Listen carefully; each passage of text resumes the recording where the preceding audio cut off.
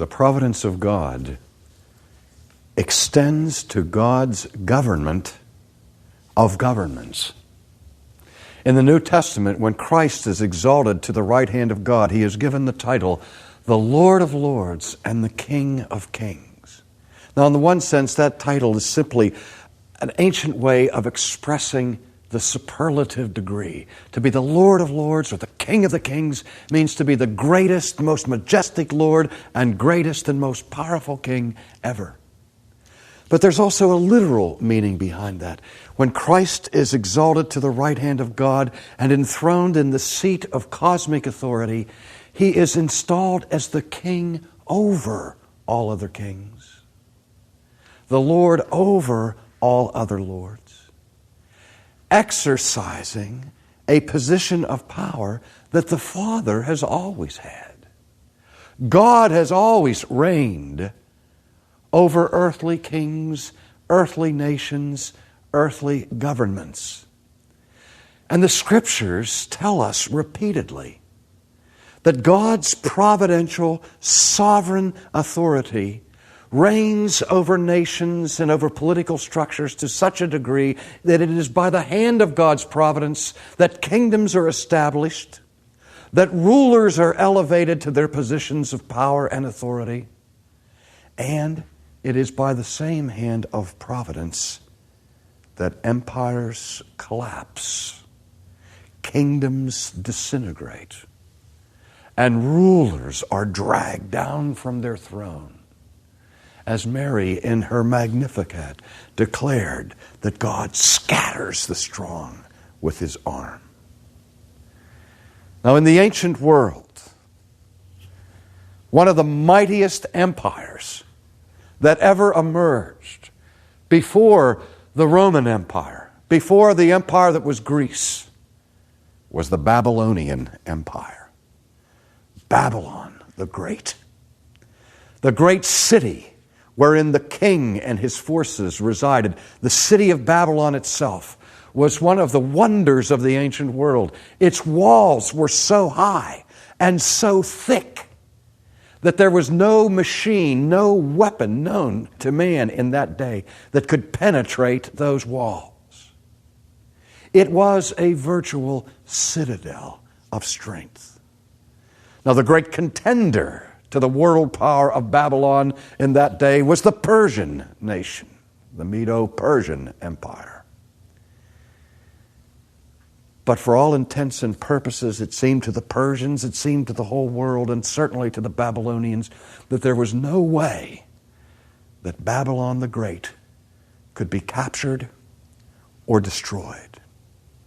You know, in ancient warfare, it was customary for strategic cities and towns to defend themselves with a wall in order to prevent the attack or the invasion of hostile forces. And when such armies did move against a city that was walled, they had different tactics that they would employ to try to overcome the inhabitants of the city. We remember the Roman forces and machinery and equipment that they used, the great battering rams and the machinery that they used to hoist and to fire their battering rams against the gates of a city. And they would just continue to pummel the outer gates with these huge battering rams until the gates would disintegrate and the army could march in. Or their archers could use the tactic of standing in a distance and shooting their arrows over the walls, sometimes with fire arrows and so on. Or ladders were established, catapults, towers that were rolled up to the walls so that the soldiers could climb to the towers and over the wall into the enemy territory. Think of it. You're the commander of an army that comes against a walled city. What are your options? You know you can't invite the hostile forces to come outside of their citadel and engage you there in the open spaces. If you want to invade the city, you have to get past the wall. You either have to go over it, go through it, or go around it. But the walls of Babylon were so high and so thick that there was no way to go over it There was no way to go around it, and there was no way to go through it. And so for all intents and purposes, Babylon was impregnable. Well, what about the most common tactic in situations like this in the ancient world? The siege. We remember the annals of Josephus, who records for us the macabre circumstances of the protracted siege by the Roman armies under Pompey of Jerusalem. In the siege, it's a waiting game where the forces camp around the walled city, where they have access to foodstuffs and provisions and water, where they just simply outwait the inhabitants of the city until they run out of food or run out of water and are forced to come out or die. In the record of Josephus with the destruction of Jerusalem in 70 A.D., we read horrible accounts of human cannibalism, where mothers, in order to survive, began to eat their own offspring. So wretched were the conditions of starvation. But there was no hope for the Persians to conquer Babylon by siege. Because not only was Babylon, with its walls so high and so thick, impregnable from an attack from the outside, but it was the largest city of the ancient world. And its foodstuffs were enormous in their supply. So much food, so much water did they have that they could outlast any army that would come and try to wear them out by siege. So the town was secure. And it was in this context that the king of Babylon held a party. Belshazzar the king called a holiday feast, which Daniel describes for us in the 5th chapter of his book. Daniel records it in this fashion. Belshazzar the king held a great feast for 1,000 of his nobles, and he was drinking wine in the presence of the 1,000. This is a gala party. The wine was flowing. Some looked at it as a kind of Roman bacchanalia, that it was an orgy of sorts. But Belshazzar was letting his hair down, having a grand old time because he didn't have anything to worry about. His empire was secure.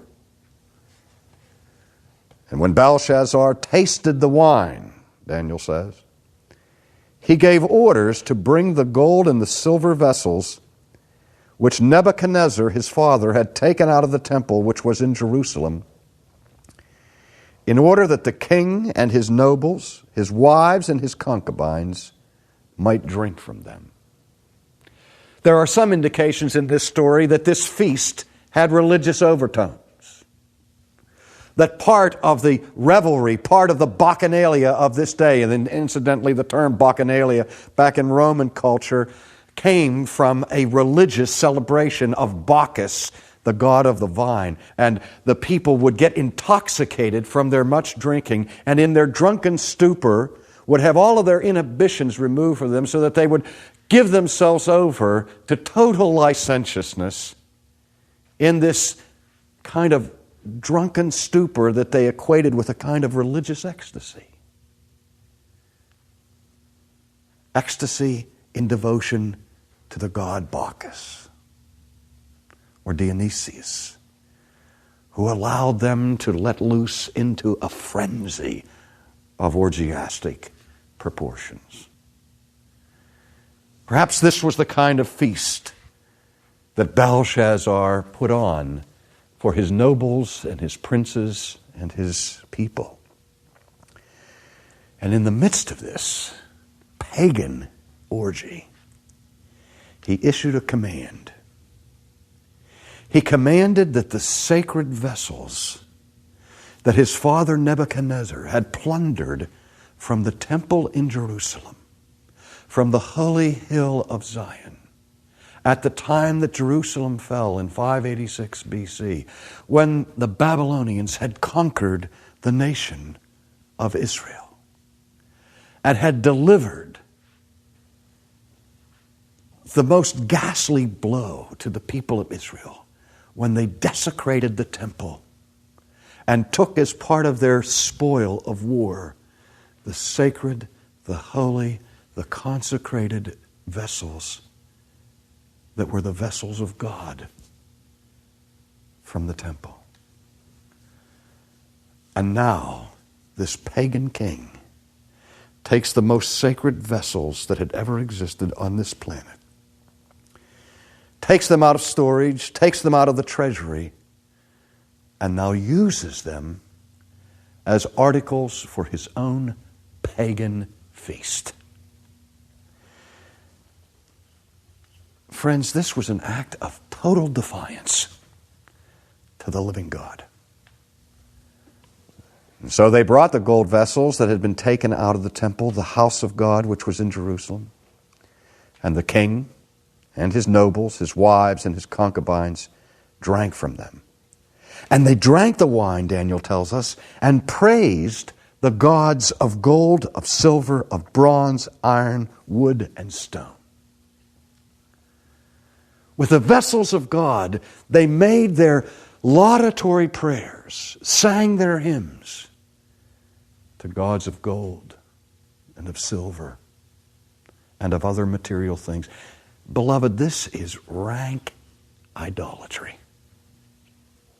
But then suddenly, Daniel tells us, in the midst of this orgy, in the midst of this desecration, in the midst of this blasphemous, uninhibited exercise in hedonism, suddenly, Daniel tells us, the fingers of a man's hand emerged and began writing opposite the lampstand on the plaster of the wall of the king's palace. And the king saw the back of the hand that did the writing. Then, as Daniel describes it, the king's face grew pale, and his thoughts alarmed him, and his hip joints went slack, and his knees began knocking together. What a graphic, vivid description of the onset of unmitigated terror.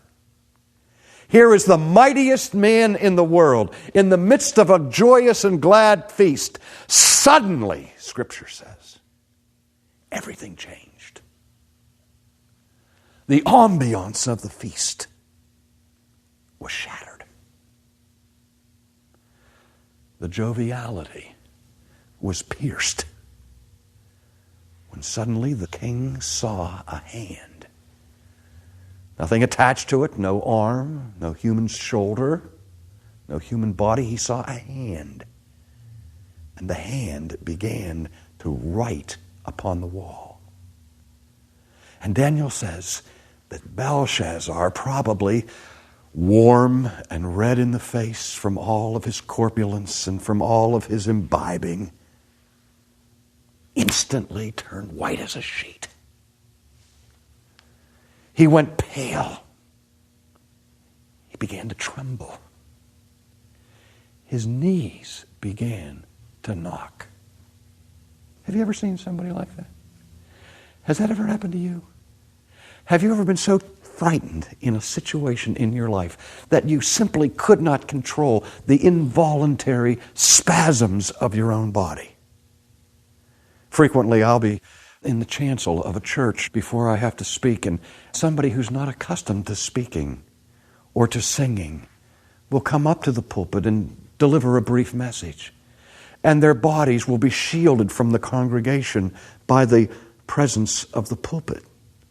But if I'm sitting behind them, I can see their legs. And it's not an all uncommon thing for me to watch somebody speaking in front of me when their legs are twitching a mile a minute, and their knees start knocking together.